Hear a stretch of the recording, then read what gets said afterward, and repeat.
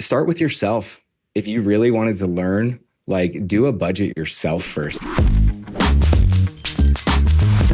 Where would you recommend somebody go right now to become a student of money so then they have the confidence to be able to provide the type of wisdom that is necessary to create separation from their competition at point of sale? Wow, man, that is such a crazy loaded question because there are so many resources. So like before I tell you where I think you should go or some recommendations, I think that you have to explore curiosity. If you are not a curious person, become curious. You can learn it, like to become curious. Because if you're not curious about it and you feel that you just need to learn something that maybe necessarily you don't want to learn, like you're just not going to take it in the right way. So develop a little level of curiosity around how money works. I think that's really important. Places that I go, simple stuff. So there's this guy named Ramit. I forget his last name. He wrote a book called I'll Teach You to Be Rich.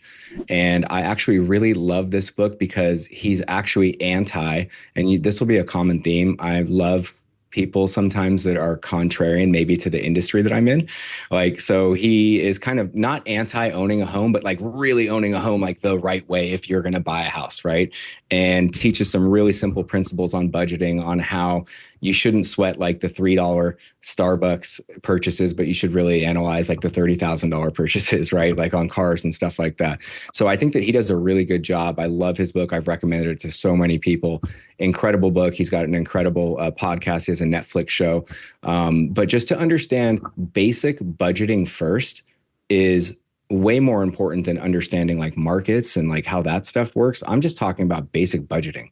So I think that NerdWallet is a great website that like I go to often.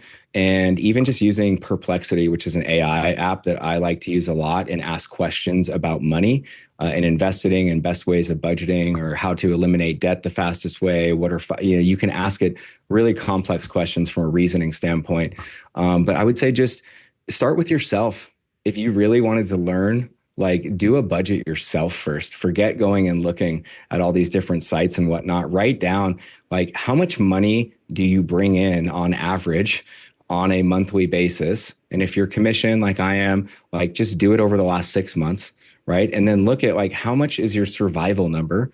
If you can just simply figure out your own money and because nothing's perfect. I have leaks all the time that I have to pay attention to. Sometimes I don't pay attention to them for long enough and it becomes like a bigger leak. I'm like, okay, I got to fix this. But paying attention to your own money is going to be the best teacher, ironically, outside of anywhere else that you can go learn things. But I really love like NerdWallet a lot. I like just reading anything that has to do with economies in general about money. I love to read about stock market. I'm no stock market expert or anything like that, but really when we're talking about what's applicable like in our business, honestly, it's budgeting. It's always budgeting. It's as simple as a personal P&L for every single one of your customers. And then understanding what's the relationship between budgeting and qualifying.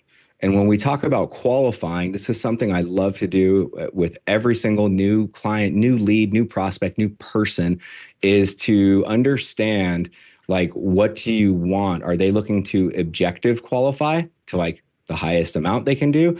Or are they looking to qualify subjectively, which is what I prefer? And it's a great question for you to ask all of your clients is, hey, would you like to know just what the max you qualify for is? Or would you like the subjective qualification, which is more tailored to you?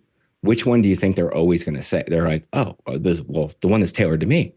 And then you get to explain that objective qualifying is easy. I just tell you that this is how much you're approved for, but that has nothing to do with affordability. Affordability is really personal. And that's what I've learned through my failures as well early on in my career, going into crazy debt, all that stuff, is that just because you can get something or do something doesn't mean you should get something or do something.